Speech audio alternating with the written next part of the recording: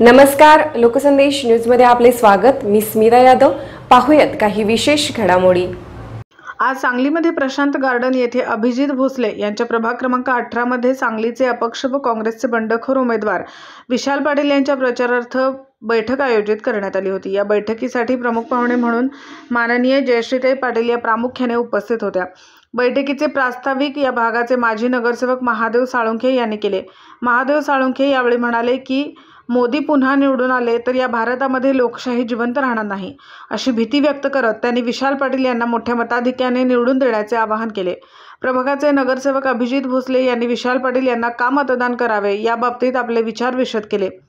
यावेळी पान असोसिएशनचे रत्नाकर नांगरे या भागातील सामाजिक कार्यकर्ते राजाक नाईक यांची भाषणे झाली। शीतल लोंढे, प्रशांत राजमाने, उद्योगपती फिरोज जमादार, लालसाहेब तांबोळी आदी कार्यकर्ते उपस्थित होते। या कार्यक्रमासाठी या भागातील नागरिक मोठ्या संख्येने उपस्थित होते। आपल्या प्रसाद गार्डनमध्ये जी बैठक आयोजित केली आहे तर त्यासाठी उपस्थित महादेवजी साळुंखे, आपले रजाक नाईक, अभिजित भोसले त्यांनी आत्ताच आपलं मनोगत अगदी धडाडीने तुम्हाला सांगितलं की विशालांना का मतदान करायचं। आणि आमचे रत्नाकर नांगरे,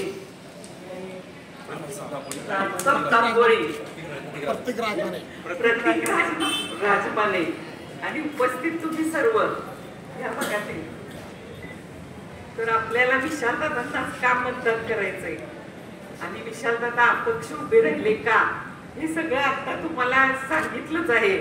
आणि आपल्यावर कसं बरेच व्यापारी सुद्धा आलेले आहेत आणि ते कुठल्या परिस्थितीत या भागात जिल्ह्यात सर्वत्र सुरुवात केली।